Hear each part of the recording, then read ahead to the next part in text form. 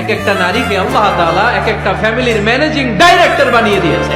অনেক স্ত্রী আছে স্বামী ঘরে ঢুকলেই ঘরে আটা নাই, রুটি নাই, চাল নাই, ডাল নাই।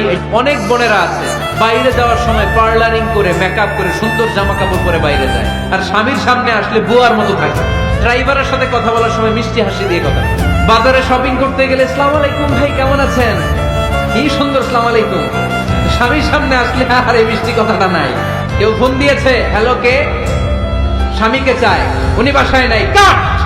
আমার বোনেরা, আমার মায়েরা, খবরদার, আপনার স্বামীর ভেতরে আপনার জান্নাত, আপনার স্বামীর ভেতরে আপনার জাহান্নাম।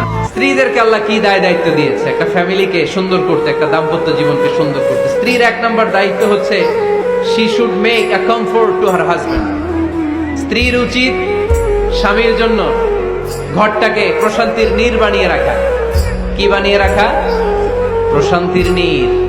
স্ত্রী হওয়া উচিত এমন যাকে দেখলে স্বামীর চোখ জুড়ায়, স্বামীর প্রাণ জুড়িয়ে যায়, স্বামীর হৃদয়টা ঠান্ডা হয়ে যায়, ঠিক কিনা? আর স্ত্রীর দিকে তাকালে যদি মেজাজ গরম হয়ে যায়, মেজাজ খিটখিটে হয়ে যায়, ঝামেলা আছে না নাই? ঝামেলা আছে। এজন্য মেহেরবানি করে আমাদের বোনরা যারা এমন কোন কাজ করবেন না যেটা স্বামীর মেজাজকে খিটখিটে করে দেয়, কারণ আল্লাহ তাআলা আপনাদেরকে তৈরি করেছে লিতাসকুনু ইলাইহা, স্বামী আপনার কাছে গেলেই যেন তার হৃদয়টা প্রশান্ত হয়ে যায়, ঠিক কিনা?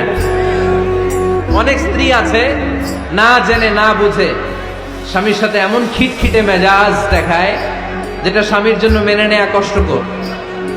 স্বামীর জন্য একটা ত্রাস হয়ে দাঁড়ায় স্ত্রী, ত্রাস। অনেক স্বামী আছে স্ত্রীর এরকম আচরণের কারণে, অতিরিক্ত প্রেসার ক্রিয়েট করার কারণে স্ত্রীদেরকে ভয় পায়। এজন্য বোনদেরকে বলবো লিতাসকুনু ইলাইহা, এমন ভাবে আপনি আপনার স্বামীর সামনে নিজেকে প্রেজেন্ট করেন যাকে আপনাকে দেখলে আপনার স্বামীর চোখ জুড়িয়ে যায়, হৃদয়টা প্রশান্ত হয়ে যায়, আপনাকে দেখলেই আপনাকে ভালোবাসতে মনে চায়, ঠিক কিনা? এজন্য রব্বুল আলামিন বলেন আমি নারীদেরকে তৈরি করেছি লিতাসকুনু ইলাইহা, যেন পুরুষেরা স্ত্রীদের সংস্পর্শ যখন পায় পুরুষদের হৃদয়টাকে প্রশান্ত করে দেয়। কে? রব্বুল আলামিন বলেছেন খাদিজার জন্য জান্নাতে আমি এমন একটা ঘর বানিয়েছি যেই ঘরের মধ্যে কোনো বিশৃঙ্খলা নাই।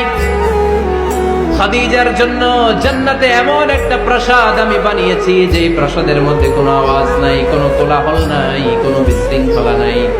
কারণ খাদিজা আমার নবীকে এমন একটা ঘর উপহার দিয়েছে যেই ঘরের মধ্যে কোনো বিশৃঙ্খলা ছিল না, আওয়াজও ছিল না। পড়েন সুবহানাল্লাহ। আল্লাহ রাসূল যখন সারাদিন কাফেরদের মাঝে কোরআনের দাওয়াত দিতেন, কোলাহল, মারামারি, জীবনের ঝুঁকি নিয়ে মক্কার কুরাইশদের মাঝে যখন দাওয়াত দিতেন, সব বিশৃঙ্খলা, ঝামেলা, গোলমাল শেষ করে রাতের বেলায় যখন খাদিজার ঘরে বিশ্বনবী ঢুকতেন, বিশ্বনবীর হৃদয়টারে প্রশান্ত করে দিত কে?